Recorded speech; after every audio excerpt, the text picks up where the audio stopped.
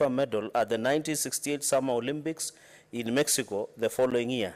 He clinched a bronze medal in the 880 yards at the Commonwealth Games held in Kingston, Jamaica, and later sealed a slot in the Kenyan team that placed the 5th in the 4,400 yards at the 1962 Commonwealth Games in Perth, Australia. Mr. Speaker, sir, Mr. Kiprugu's bronze medal at the 1964 Olympics was extremely valuable since it was the first ever for a Kenyan, thus inspiring other athletes to shine on the Olympic stage. Mr. Speaker, sir, it is unfortunate that Kenya has lost a legend, and Mr. Speaker, for the benefit of the House, the great legend was laid to rest in his home county, where our majority leader comes from, the Kericho County. It is unfortunate that the Kenya has lost a legend who died as a poor man despite the glory he brought to the country.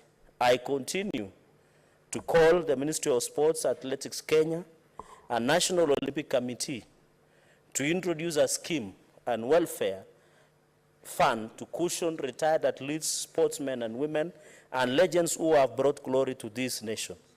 I wish, on behalf of the great people of Nandi and the Senate of the Republic of Kenya, to pass my sincere and deepest condolences to those for the family, friends, and the great people of Kericho over the demise of Mr. Wilson Kiprugut Arap Chuma and the entire sporting fraternity, especially athletics.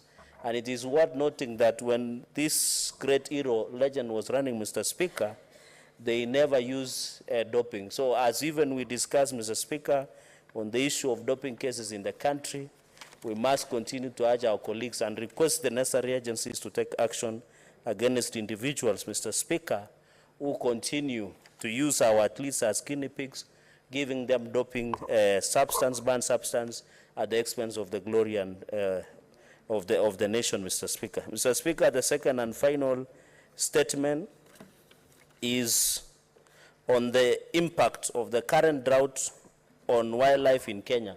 Mr. Speaker, pursuant to Standing Order 53.1, I rise to seek a statement from the Standing Committee on Trade, Industrialization, and Tourism on the impact of the current drought on wildlife in Kenya.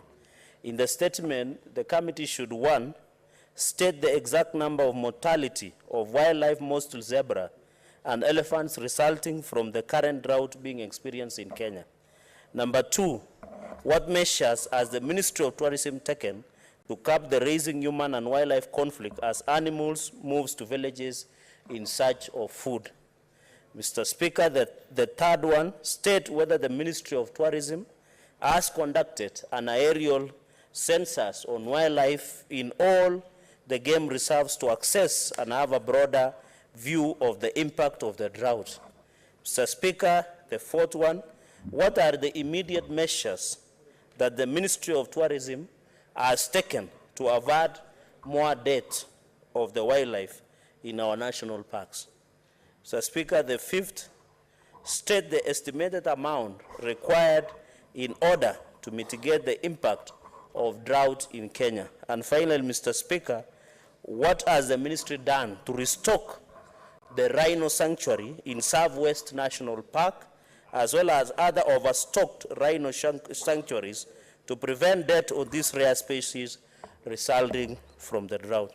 Thank you, Mr. Speaker, and thank you for indulging me to be able to dispense those two statements. I thank you, Mr. Speaker, sir.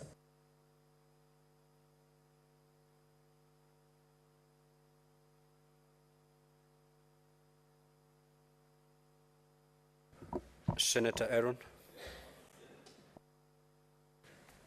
Thank you, Mr. Speaker. I want to say something on the statement issued by Senator Samson Cherargei on the fallen hero, Wilson Kiprugut.